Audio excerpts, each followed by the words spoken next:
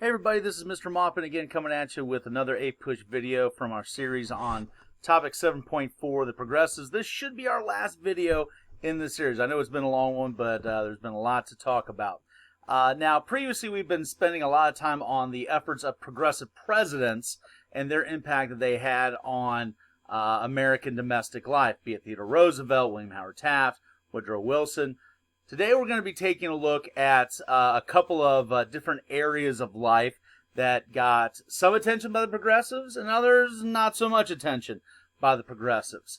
The area I want to first take a look at that's going to have the attention of progressives is going to be the role that women are going to be playing, particularly with regards to efforts trying to expand women's suffrage. Now, we've mentioned previously that, coming into the progressive era, women were already starting to kind of gain the right to vote in a number of Western states. But still, we were not at a point where, the majority of states had allowed women to have the right to vote, and there was certainly no national constitutional protection for it. And so this is going to be the main focus of suffragettes of the progressive era, is to finally, get the ball across the end zone, proverbially, and, get that constitutional amendment activated. Now note, in past generations, you had people such as Elizabeth Cady Stanton and Sojourner Truth and Susan B. Anthony that are going to be, leading voices in trying to get suffrage attained for women. But now we're in a new generation, so newer voices are going to have to take hold.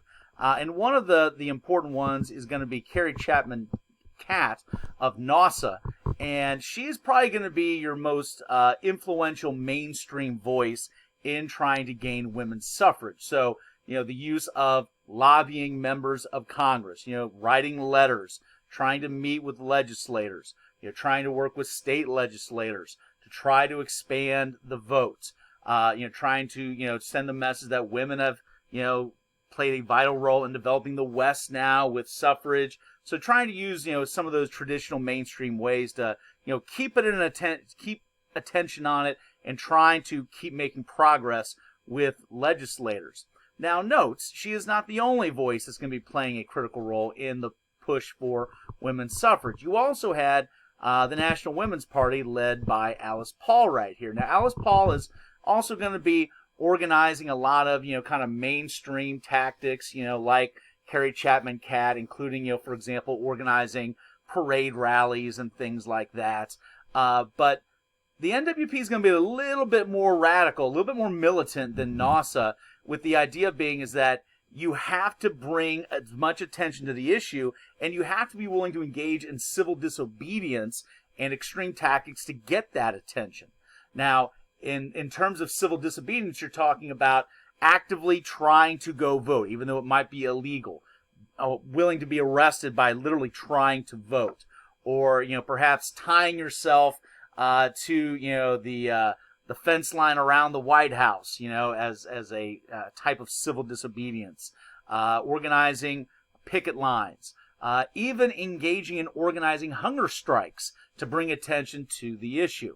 So you certainly have, and this is pretty typical in a lot of different reform movements. Some are more militant and radical than others in terms of tactics, but with the same overall goals, trying to get accomplished. Now, after decades and decades and decades of work, you're going to see finally this generation of suffragettes be able to finally achieve what they had been looking for many, many years. And that is going to be universal suffrage, and that's going to be attained through the 19th Amendment in 1920. Now note, another critical part in achieving this, and that's not to say anything against the efforts of NASA and the National Women's Party and all that, because they certainly played a critical role, but the timing of it is also important because 1920 is going to be right after the end of World War I, and as we'll study later, women will play a critical role in the home front aspect of the war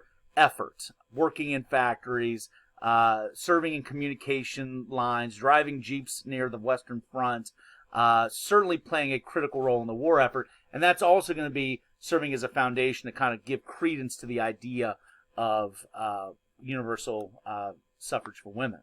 Now note, you're also going to see women playing a critical role in other aspects of life besides the suffragette movement. And, one example of this is going to be the work of Margaret Singer, pictured right here. Now, Margaret Singer, in many respects, is going to be a revolutionary, but it's not going to be with regards to the workforce. It's not going to be because of voting rights. She's not going to be a leading voice in the temperance movement. Her area is focusing in on families, particularly pregnancies.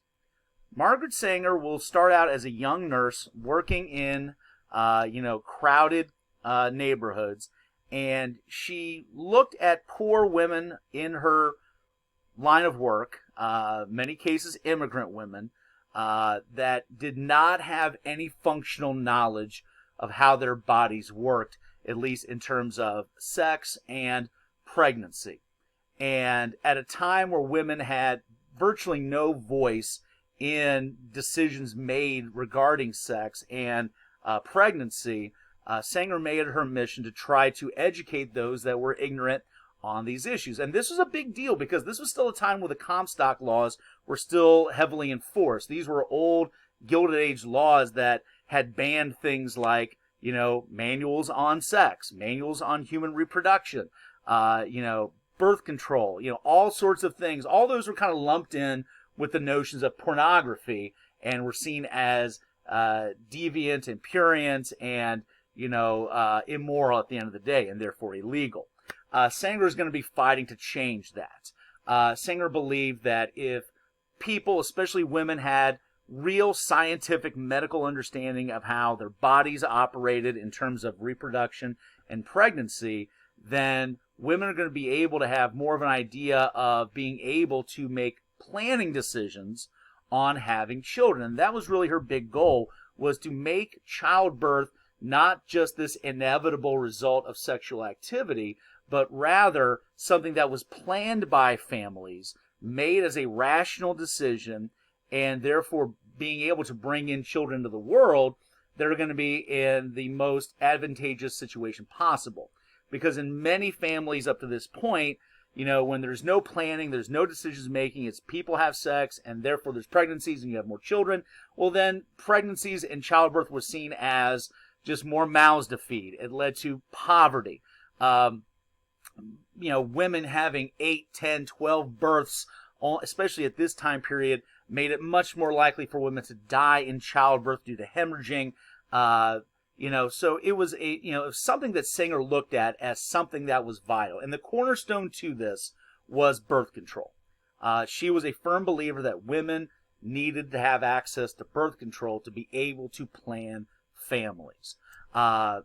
And her work is actually going to lead to eventually what's going to be called Planned Parenthood. Now, today, Planned Parenthood, is a little bit of a controversial organization because of the component of abortion services that are assigned with that. Singer was not really an advocate for abortion. She really was focusing in on the birth control aspect of it, and she believed if people had access to birth control, you wouldn't have to deal with issues of abortion. So she really wasn't, a big pro-choice abortion rights defender particularly. But what she also was accused of is being a bit of a proponent for eugenics. The idea being that, why is she so concerned about family planning and access to birth control? Part of that is, yes, unfortunately going to be tied to a sense that, only people that have the best qualities intellectually in terms of talent and wealth should be the ones having more children versus those that are poor and uneducated and perceived to be ignorant. So, once again, a lot of figures in history are very complex for sure.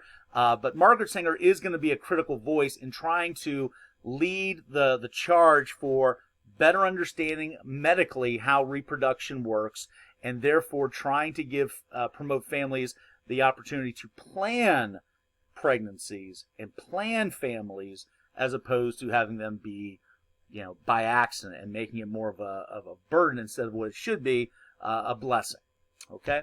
Now, that being said, when we talk about the progressives focusing in on a number of issues, be it cleaning up government, being at promoting women's suffrage, ending urban poverty, etc., etc. Unfortunately, one area that is not going to be of great concern is the plight of people of color. Let's be honest. This is still an extremely racist time in American history. And just the general reality is that, the typical white person that was progressive was racist by today's standards. So, the concerns of black Americans in particular, not a priority. And this is going to be significant because that if you are a group that is ignored by the government, which is basically what's happening with the progressives are trying to tell government, hey, these other things are what's important, and the needs of black Americans not important, they're not going to be addressed by government. So if you learn that, the government's not looking out for you, well, then what do you got to do? You got to look out for yourself. And a lot of this is going to be seeing a critical period of time in the history of African Americans of trying to address the problems of Jim Crow segregation, lynchings, lack of voting opportunities, lack of economic opportunities, lack of educational opportunities. And yes, you've got, some critical leaders at the time like Booker T. Washington and W.B. Du Bois, and yes, they have, conflicting tactics on what they want to use to achieve the same goals of, racial equality. The biggest thing that we're looking at here during this era is the organizing of interest groups, mobilizing, bringing together people with numbers to try to affect change. So you had, groups like the Niagara movement, which is going to be focusing in on improved educational opportunities for black Americans. You have the National Urban League, which is going to take on more and more significance as you start to see more and more black Americans. And this is going to be something we touch on more in the, later on this year when we talk about the great migration of rural black Americans heading up to northern cities for industrial job opportunities. But the most important of these groups, still to this day, the most acclaimed interest group fighting on behalf of the needs and rights of African Americans, will be the NAACP, the National Association for the Advancement of Colored People. Now, note, what you're starting to see happen at this point is just the planting of the seeds, so to speak, in terms of what these groups are going to be able to do in the future. At the time, very limited. But as we get into the 1940s and 50s and 60s later on, the groundwork that these groups have put in, the foundation that they will put in, starting at this time period, is going to pay off with big dividends in the future. In terms of striking down school segregation, attaining voting rights, attaining civil rights in the workplace, all that kind of stuff. So once again, progressives are going to do a lot of good things, attempt to do a lot of good things, but clearly their impact will be limited. There will be some noticeable shortcomings. And once again, if you feel that you're not going to be looked after by the government, you got to look out for yourselves. And that's what these groups are going to be doing. All right. That then brings to a conclusion, finally, the progressives. We'll see you next time.